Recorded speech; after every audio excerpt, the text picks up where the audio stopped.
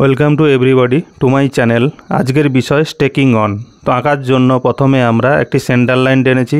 Centre লাইনের মধ্যবিন্দুতে আমরা আর একটি লম্ব টেনেছি, যেটাও সেন্টার লাইন। এরপরে সেন্টার লাইনের মিডল পয়েন্টে আমরা 25 মিলিমিটার ব্যাসার্ধ নিয়ে একটি সার্কেল অঙ্কন করছি। এরপরে একই সেন্টারকে কেন্দ্র করে আর একটি বৃত্ত আঁকছি, যেটার ব্যাসার্ধ 15 মিলিমিটার। এরপরে আর একটি বৃত্ত আঁকবো, যেটার ব্যাসার্ধ হবে 19 মিলিমিটার। এরপরে সেন্টার লাইনে দুদিকে যথাক্রমে 6 মিলিমিটার মাপ নিয়ে দুদিকে দুটি করে বিন্দু টানছি। এরপরে বিন্দুগুলি এইভাবে আমরা যুক্ত করে দিলাম, উপর নিচে এবং পাশাপাশি যুক্ত করে দিলাম। যেটার 15 মিলিমিটার যে ব্যাসার্ধ নিয়ে যে বৃত্তটা টানা হয়েছে, ওখান থেকে এই যে হাইটটা যেটা হবে সেটা হবে 8 মিলিমিটার।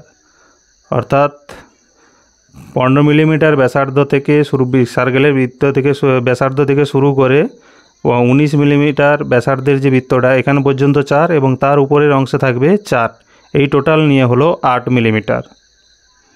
এভাবেই আমরা যুক্ত করে দিচ্ছি। এরপরে যে অংশগুলি ইরেজ করার সেগুলো আমরা ইরেজ করে নিলাম। এরপরে এই অংশগুলোকে আমার ডিপ করতে হবে, সেই জন্য পেন্সিল কম্পাস বসিয়ে আর একবার আমরা ফাইনাল সার্কেল কমপ্লিট করে নিলাম।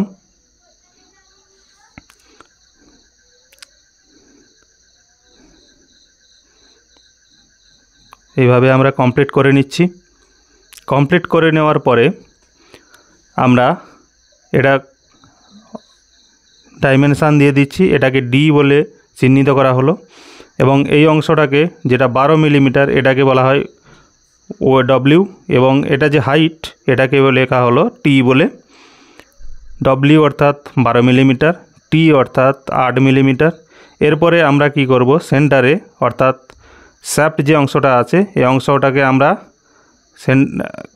হ্যাচিং লাইন দিয়ে কমপ্লিট করে নিলাম। সাধারণত স্টেকিং অন কোথায় ব্যবহার হয়, যেখানে আমরা পুলির হাফ শ্যাফটের চেয়ে বড় হয়ে যায়, সেখানেই আমরা স্টেকিং অন ব্যবহার করি। এরপরে আমরা নামকরণ করে দিচ্ছি। ভিডিওটা শেষ পর্যন্ত দেখার জন্য সবাইকে ধন্যবাদ।